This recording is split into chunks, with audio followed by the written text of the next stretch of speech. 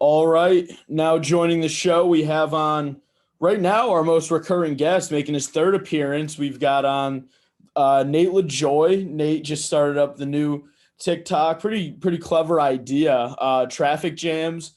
So we'll talk a little of that, a little bit of NFL. But Nate, what's going on with you? Andrew, how are we? Doing good as always. Not too bad. Happy to get you back on.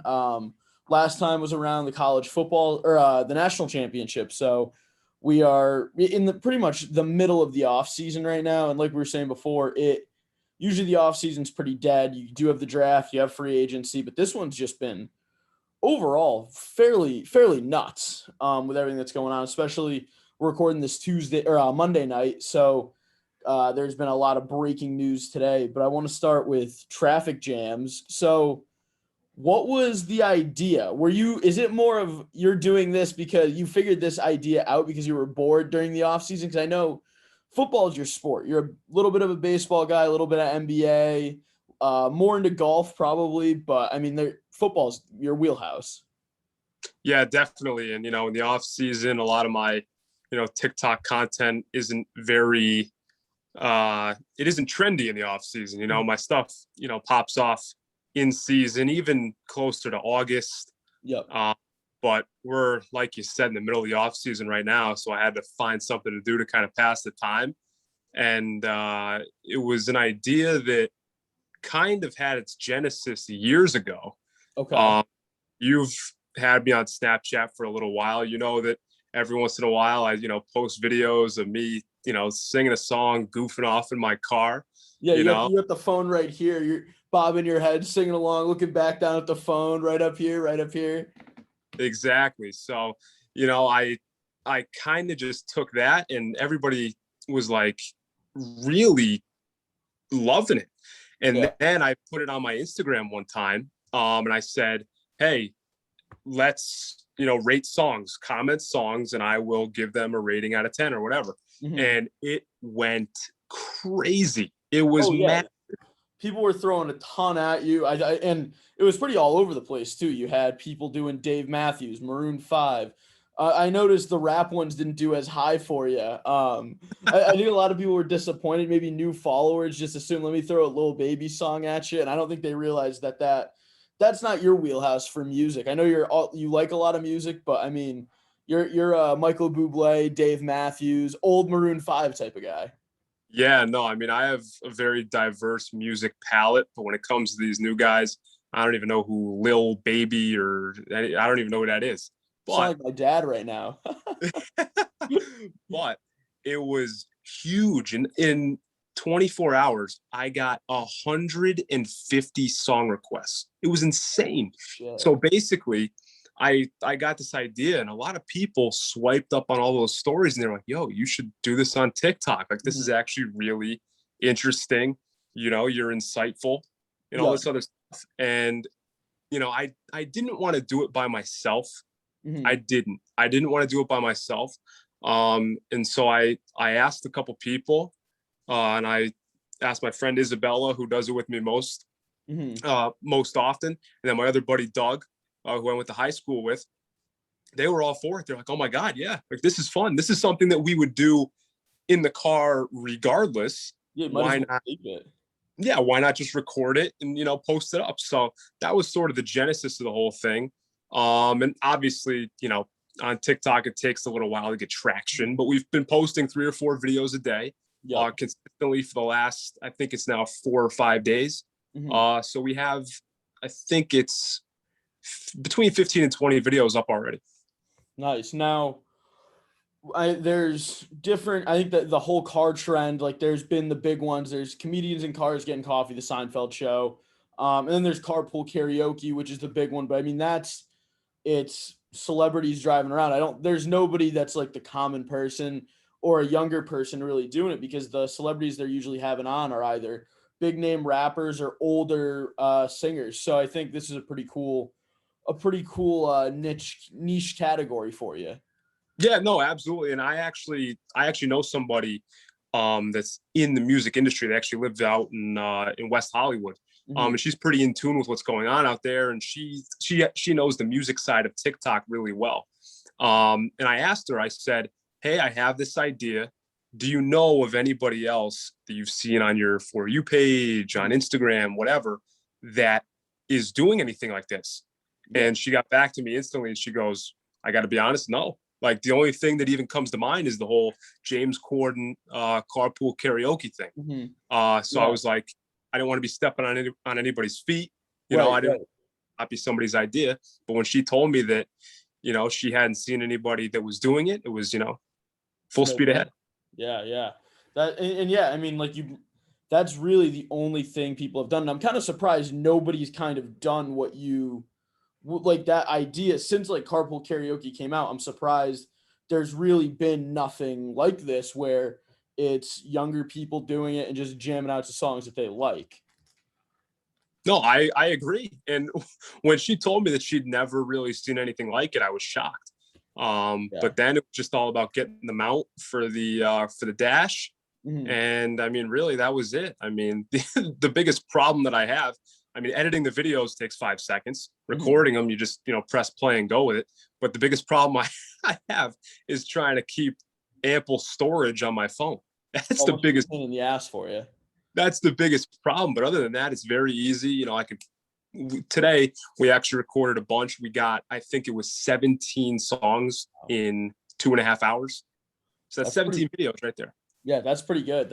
And so you just pretty much, are you just tooling around like Summers, Stafford, Ellington area, just driving around the car, just doing circles? Just driving around. I picked Isabella up in Ellington. We went to Vernon and got Starbucks.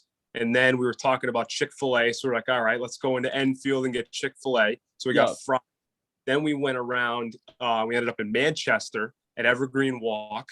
And then we circled back around to Ellington. So it was kind of, a little tour around, the greater Ellington, Manchester area. Yeah, you're going to be hitting pretty much all of Connecticut very soon, I think, over this summer, which is you'll be finding places you've never seen in the state, which I think will be pretty cool. You'll just be going all around. I know. Now, with that being said, I had Phoenix on a couple weeks ago, and this was like before summer was really getting kicked off. Now we're very close. I think really July is more the start of summer with everybody getting out of school and stuff. So we did a summer song draft. Now I kind of want to do the same with you. It'll be 5 picks. We'll just go back and forth. I'll give you the first pick, but so it doesn't have to be like what you think the overall best is, but like the 5 that are going to be maybe in your rotation for this summer. So I kind of want to bounce it back and forth and see what you're going to be going with. First pick, first overall, I'm going to go with a song that I'm going to be listening to because I'm going to be going out to LA a few times this summer. And the song always takes me back to the Pacific Coast Highway, driving, with all the windows down. Give me Boys of Summer by Don Henley. It's a great song. That's one of my favorites. It's just got that, that vibe, cruising in like a, convertible or something down the Pacific Coast Highway. That's all I can think about when I listen to that song. So that'll be my first overall draft choice. It is weird how you have certain songs that kind of like you may remember, and it may not even be like your favorite song, but ones that stick. Like I remember when I was like peak playing this song when I first heard it. And the one for me is Drunken Hot Girls, the Kanye song. That was a huge, we went to Florida, I think like my sophomore year on vacation. And that was like, I was going through like a huge Kanye kick. And that was the one that kept coming up. So like whenever I think of that song, I think immediately back down to Florida. So it is weird how the certain songs trigger into your memories. That's the beauty of music, honestly. It takes you back to a point in time. If you ask somebody, and even today, one of the songs that we did, and you'll find this funny, I'm sure, was Party Rock Anthem by LMFAO, right? Did that not take you back to the summer of, when you and I were in middle school, just goofing off. Playing that in like the back of your mom's minivan or something with your friends in the back, like singing along. Exactly. Like middle school dances, going crazy to that song. It's funny how music can do that. So my first pick, I'm going to go with, honestly, it's one that even if I'm playing it, like whenever, wherever, you just can't skip it. I'm going to go Semi-Charmed Life, Third Eye Blind. It's honestly, you could hear it. I could hear it 100 times and I still want to play it just because that whole era of music, that like early 2000s kind of punk rock, is just awesome. And so I'm gonna go Third Eye Blind with my number one pick for this summer. That's a great song. That was 1997, and I've always said that period of like 96 to like 2003 is one of my favorite generations of music. Well, because that's when like grunge was huge still, and Blink 182 was at their peak. So I mean, and that like grunge, it's big because there's grunge and then there's the punk rock, which all falls at like this exact same time. And Exactly. like you said, it's probably one of the, if not the best era of music, that 7-8 year span. Yeah, absolutely. All right, number two for you. What are we going with? Number two for me, I'm going to stick in the 1990s, and I'm going to go back to 1994. Okay. Mr. Jones by the Counting Crows. Got that summery vibe. You know, Adam Duritz, I think he has a fantastic voice, a very warm weather vibe to that song. And it's awesome. We're all trying to be big stars, just like Mr. Jones was. So, you know, that's the name of the game. So it could be Mr. Jones by the Counting Crows. That song, that's just an awesome one, especially because it's a long one too. It's like 5 minutes. So I mean, you get everything. Like the song slows down a little bit. It's fast. Like the guitar's great, and it's just an awesome. And lyrically, it's a great song. And again, from a great band too. So you can't go wrong with that. Cannot. Number two, I'm gonna go with The Thrill, Wiz Khalifa and the Empire of the Sun.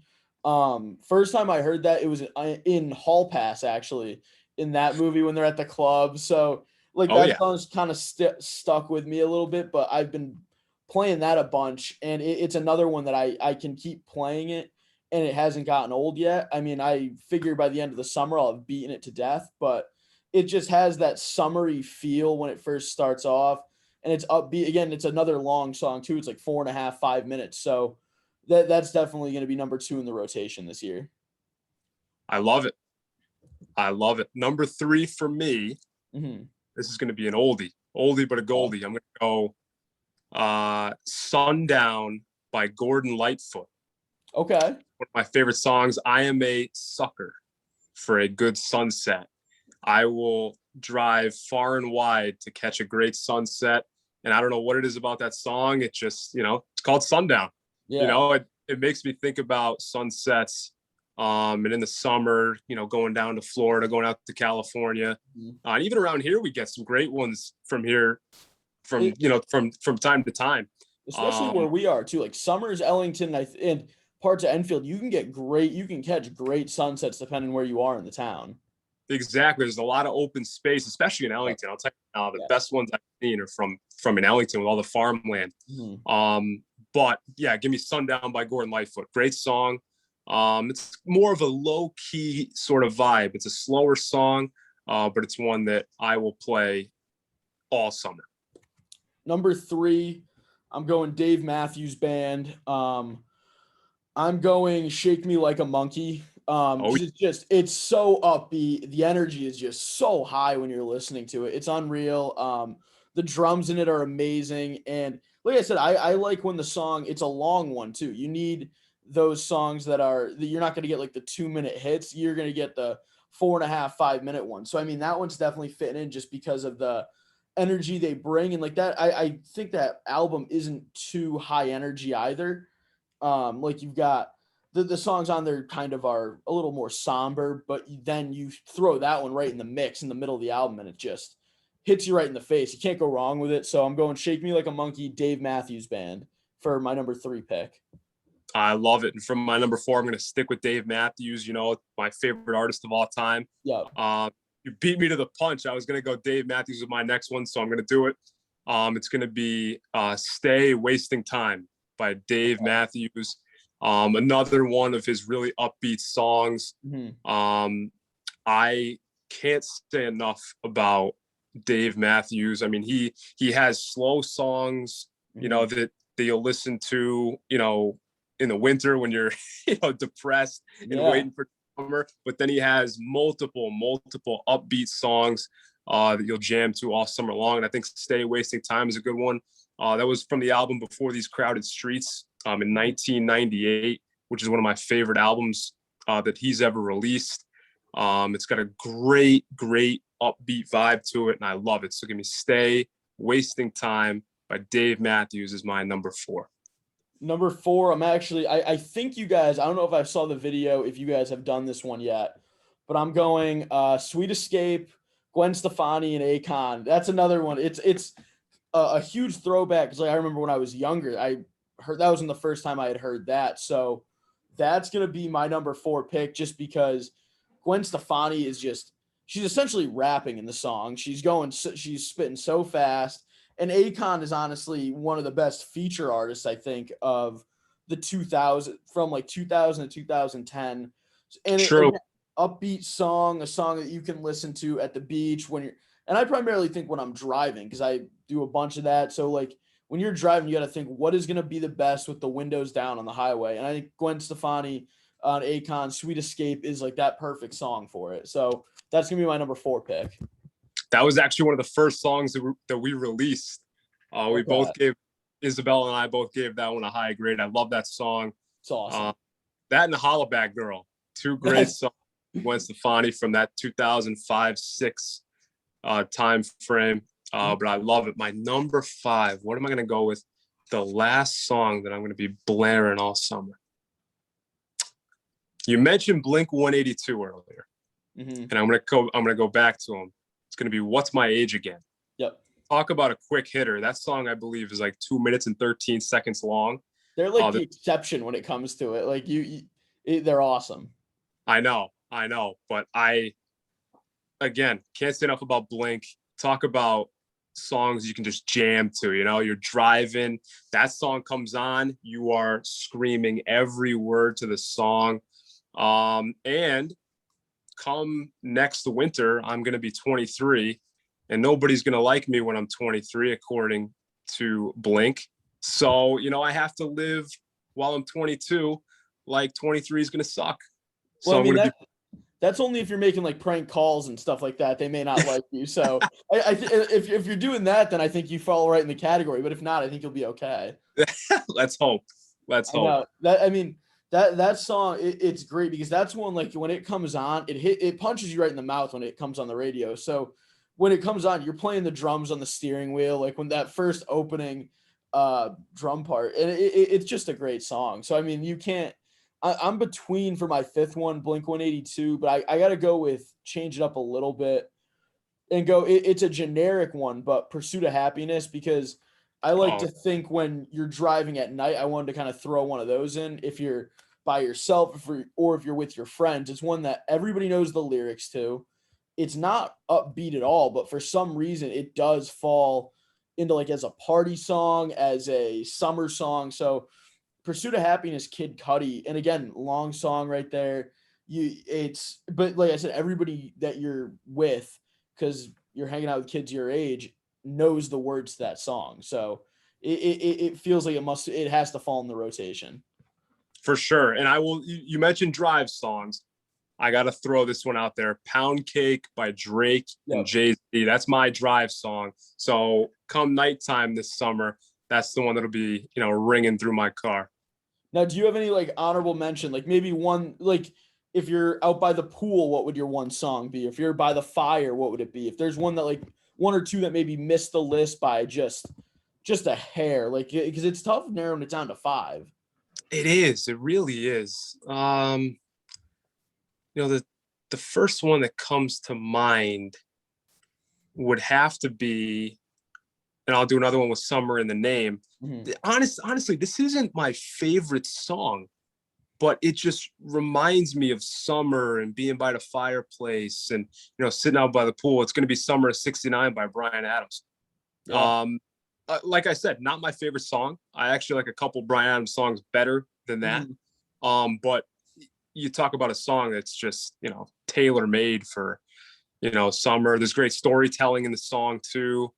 But yeah. I would have to go, one would be that missed is Brooklyn Girls by Charles Hamilton. It's because that's another one that's an old one that came out, or like at least I listened to when I was in middle school, and that one just has that feeling. If you're going out with friends and you play that, it feels like the ultimate hype song. Like you you play that, like you're feeling good, like you're singing along to it, you know the words. It just overall that song will make you feel good and confident when you're like about to go out or something. So that's got to be one that definitely missed the list. And then I'd say "Workout" by J. Cole is Oh, another. Yeah, it's tough that like something like that misses. That's probably like the 6th or 7th song off of the summer playlist. But yeah, I mean, I'm sticking with my top 5, but those ones just missed the draft, I think. for sure. I mean, there are so many that come to mind, and I'm sure we could go back and forth Yeah. all night about different songs that we love, the summer sort of vibes. Mm-hmm. Yeah. So you said you're going out to LA a couple times this summer. Is that for work, pleasure, both? What's the plan? Leisure. All right. No, I have a couple buddies out there. Hmm. So I go to spend time with them. A couple of them are actually from around here. Hmm. And they have jobs out there. So I'll be staying with them. But yeah, no, I mean it's just leisure. No work, not yet at least out there. Yeah. Maybe someday, but we'll see. Or are you just hiding it from your fans that you're not joining a hype house? That's not happening yet. Listen, when they come out with an NFL hype house, I'll be the first person to apply. I'll tell you. You should be the one that starts it up. Just find somebody that's got a boatload of money that'll fund it. Buy the mansion and just get together like 5 or 6 NFL TikTokers and you're set right there. Listen, I'll be completely honest with you. And this is something that I've talked to a bunch of my followers about. I don't know any other of the NFL TikTokers. I really don't. I don't communicate with them. They don't communicate with me. I've had, momentary, exchanges in comment sections here and there, but I really don't know any of the NFL TikTokers, but they all know each other. Yeah. I feel like I'm the outskirts. I'm almost. I was gonna say you're the outsider. Yeah. I've had people tell me, they're like, Nate, you're really underrated, because a lot of people in the offseason have done like, top 10 NFL TikTokers, and they put these accounts that will have, not to toot my own horn, fewer followers than me. They'll put those accounts out there, but my name never gets brought up, and I kind of like it. I like being the underrated member of the fraternity, if you will. It is. Correct me if I'm wrong, but I remember it may have been over the winter, or maybe a little bit later than that. But were you in like a beef with one of them, or did somebody like steal your content? Was that an issue at some point? Because I think I was in one of the lives, and all the usual creatures that are joining the live and commenting were like, you need to go at this dude, you need to go at this guy. I think I remember something like that. There was a kid who knocked off one of my videos, and my very loyal followers, and I love all of them. And the ones in the live streams, especially, those are, the real ones. The ones I have to say, but the ones in the live stream, they're creatures, they're mutants, but they are loyal. Like they'll shit talk you in the chat. They'll go at each other in the chat. But I mean, like I said, they're the same ones that are joining the chat at like 1 a.m. So I mean, I got to give it to you. I mean, it's a loyal base right there. They're my patron saints, I'll tell you. No, so anyway, as it pertains to that situation, I made a video, and it popped off pretty well. It gained a lot of traction very, very quickly. And I did a live stream later that night, and then one of my followers mentioned, they said, "Hey, this kid's knocking off your video." So I actually ended the live stream. He sent it to me in direct message, and I look at it, and the kid was basically saying the exact same thing with the green screen, with his head right here, just like I do. And was he talking into the headphone too? Did he have it right there? Like he didn't. He didn't. So he's not as good as he thought he was. But but he knocked off the video, and I messaged the guy, and he actually followed me. So I was like, dude, you mean mean to tell me you did? And it was 5 hours later. I'm like, dude, you mean to tell me that you? The video? What? Because I'm assuming it was like a top 10. What was the video? It wasn't actually. It was so I did a series on NFL what ifs. So what if situation. And it was, what if Sean Payton didn't start Jameis Winston last year because he wanted to keep him around for this year, and basically not have what happened to Teddy Bridgewater him leaving to go to Carolina happened to Winston, and they have no quarterback next year. Mm-hmm. So basically, the kid knocked it off, and he followed me. And honestly, I had seen his name before in my comment sections and everything, and he told me that he was sorry, he apologized, and he actually comes to my live streams quite often now. I interact with him. It was just a momentary thing, but he apologized and deleted the video, and everything was fine. That's a tough one to rip off because it's a very obscure, not like an obscure subject, but it's one that you're not going to see back-to-back TikTokers make that same point, at least Exactly. in the same day. So, I mean, making that video, copying that topic 5 hours later is pretty, I mean, that's not the best way to go about it. If you're going to do it, at least do it maybe like a week down the line, then maybe somebody won't see it, but that's Jesus, that's tough. No, I know. And the kid was apologetic, and he's a good kid. Like I said, I've interacted with him since. He follows my page, he likes all my stuff. But in that moment, I was like, dude, you kidding me? And he was like, oh, Nate, I'm sorry, sorry. But it is what it is. Yeah. Now, NFL, like I said, it's been a wild off season overall. And today was no shortage of that. Starting off, 2 big arrests, I think, in the NFL. Chiefs DN Frank Clark gets caught in his Lamborghini SUV with an Uzi in the back seat. And then Cardinals first round linebacker Zaven Collins gets arrested for reckless driving and speeding. So I don't want to put that label on a guy like Zaven Collins yet, but that this feels almost Isaiah Wilson-esque. And there always is one of those guys in the draft, maybe not as severe, because Isaiah Wilson is the poster boy for bust in the past 3 years, I think. It's just because he played 4 snaps with the Titans, and he's probably has more arrests than snaps played. So I don't know what your thoughts on both of those arrests are and what they could mean for the season. Well, as far as Frank Clark goes, he's a big time part of that defense. Mm-hmm. So you figure he's gonna get suspended a couple games. I would assume, maybe not, maybe just a massive fine, which for them is like they could take it out of their pocket. So it really doesn't mean for him. Yeah. So I don't think very much will come out of that situation, even though obviously there should be a stupid mistake by the guy. But as far as David Collins go, I'll tell you right now, he was my dark horse pick for Defensive Rookie of the Year. Yeah. I loved him, and when you had me on the show talking about the draft, I remember I raved about him. I said I wanted New England to take him. He was my big guy, right? But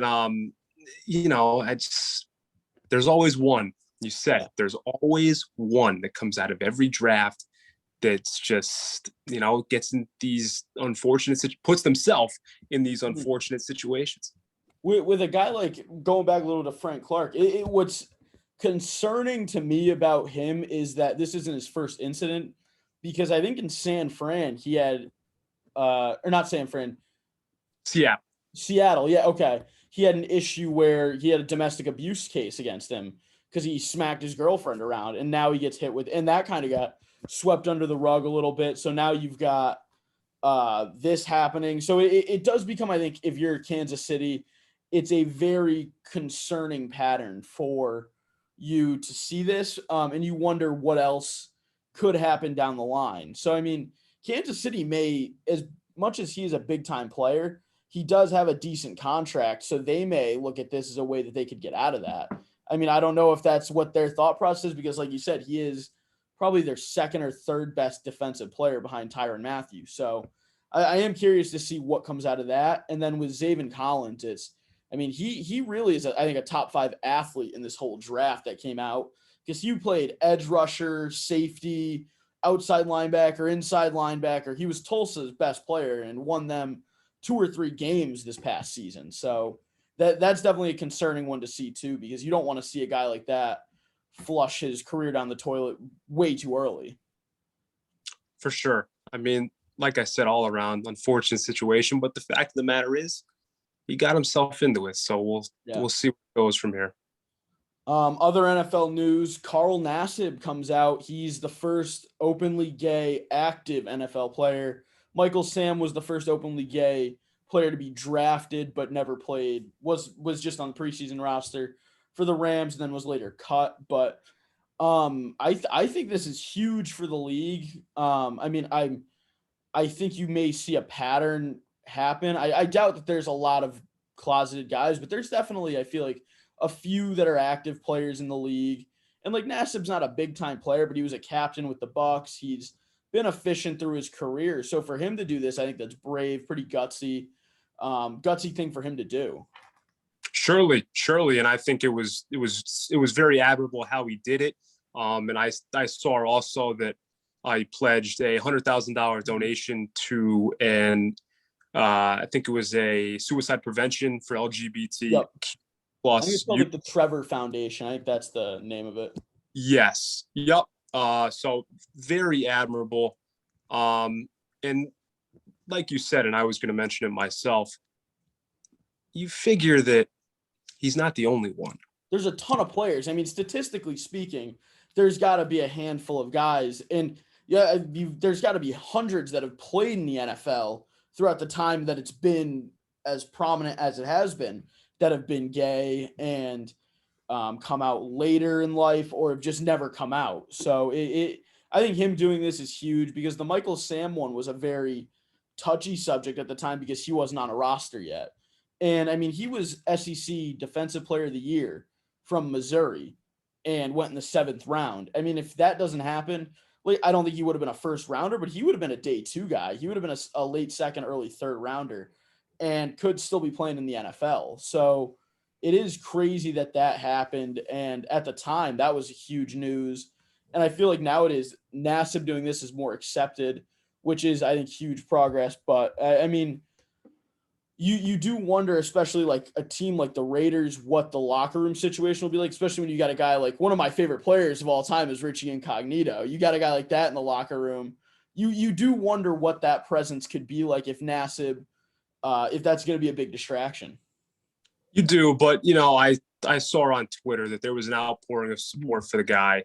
And to be completely honest, you figure that these conversations go on internally before he, before he goes public with it. That's just my assumption. Obviously, I have no idea what the situation was, but you figure that, these kind of things are discussed internally before we all know about it. But listen, the guy's a trailblazer. Yeah, I'm going to continue to say extremely admirable. And I think it's a big step forward for the NFL. Absolutely. Now, before I let you go, we really didn't talk because you were on, like I said, around the national championship. Pat's draft. I mean, it went about, I think, as good as it could have gone for the Patriots. You get possibly your franchise quarterback for the future, but I also think the Ronnie Perkins pick was huge on day 2. So, I mean, what are your thoughts as a New England fan? I am in love with what New England has done this offseason. I am extremely excited. I think that we're still, flying under the radar.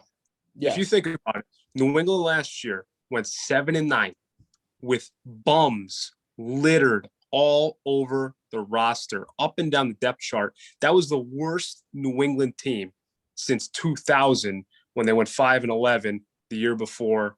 They won Super Bowl 36. But if you think about it, you had bums playing too, but you also had some of your best players like Chung and Hightower opted out.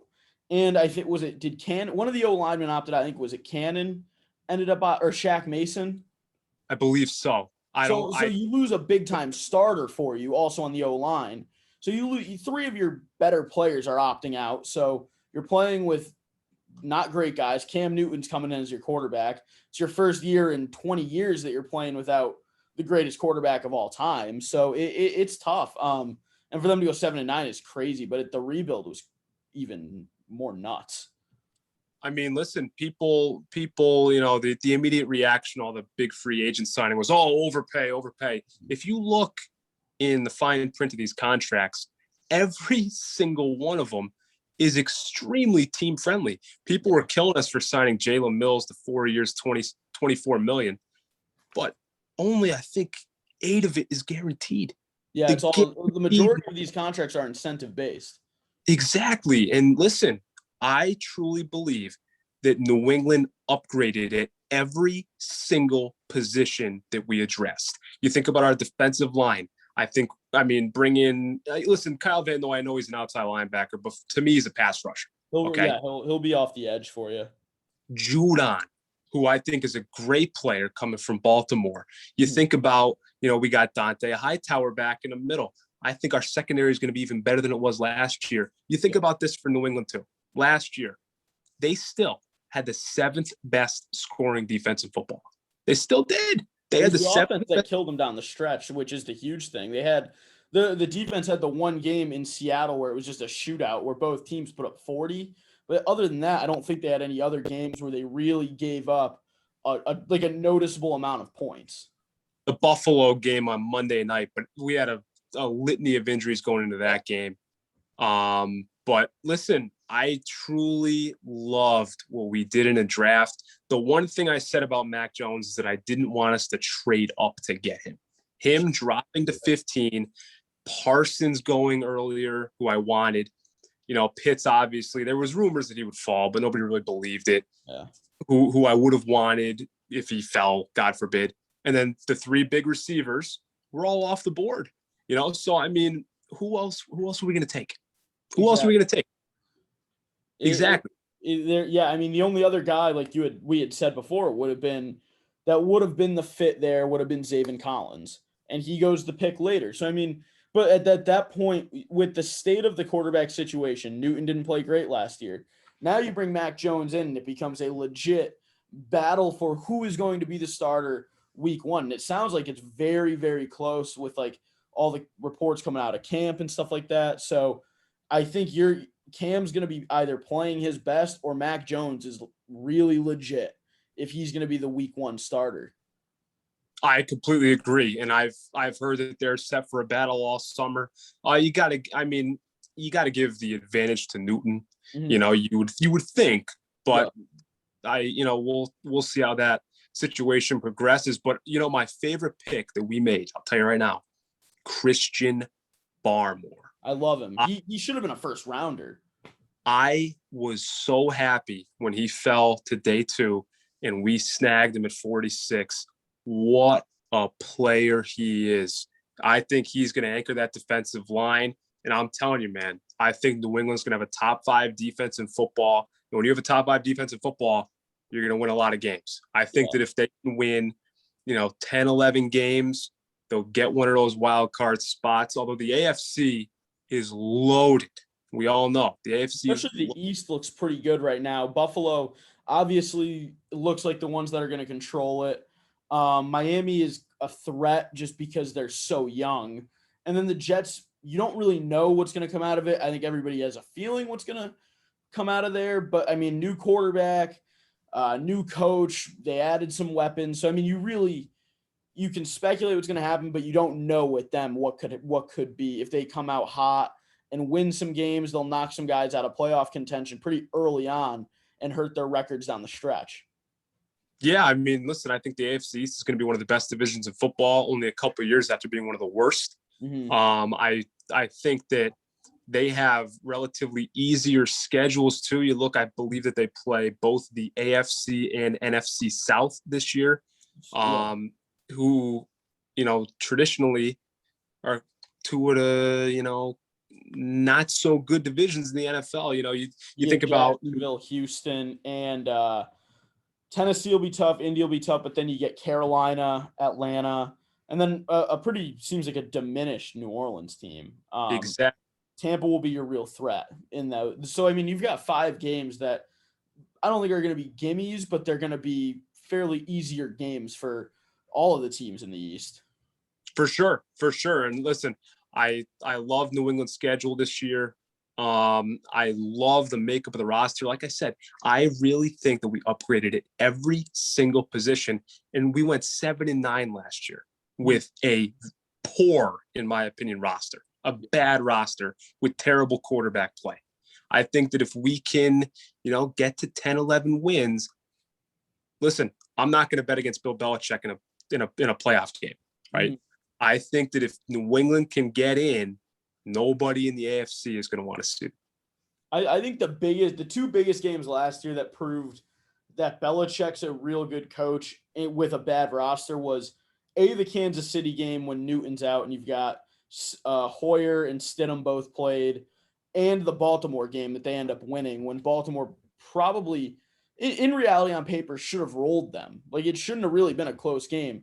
And they go out and win on a pretty rainy night, like a crappy condition. So, and that favors Baltimore too when you've got Mark Ingram, Dobbins, and Lamar Jackson, especially, and big blocking tight ends and fullbacks like Ricard, Boyle, and Mark Andrews. So, I mean, that game was pretty much Baltimore's to lose, and they lost it. So those two games definitely stood out. And now with a roster of guys that you picked up in free agency and drafted, so like a Hunter Henry, Jonnu Smith, Judon, like you mentioned before, I think will be a huge piece for them. If you've got him and Winovich rushing the passer, it could be pretty dangerous. Agreed. Listen, but here's the thing about New England. I want them to continue to slide under the radar. Yes. I don't want anybody to talk about the Patriots. Yeah. I like being, the team, like the sleeping giant, so let's keep New England under wraps. Definitely. No, I completely, you never want those huge expectations, especially coming off a season that, like, for a New England fan must have been a little bit of a bummer. You're used to winning a lot. Like, I think for the casual New England fan, it was a bummer. So coming off a season like that, you really don't want those high expectations. So flying under the radar is always, I think, a pretty good thing. For sure. Yeah. But Nate, I appreciate you coming on. Plug away. What's it? You guys are on TikTok now, Traffic Jams? Yes, we're on TikTok now at Traffic Jams _. Obviously, my TikTok, Nate Lajoie _. My Instagram, Nate.Lajoie. Gotcha. Thank you guys for listening to this episode of the My Parents Office podcast. Stay tuned for more episodes we're going to be bringing you guys. Thank you.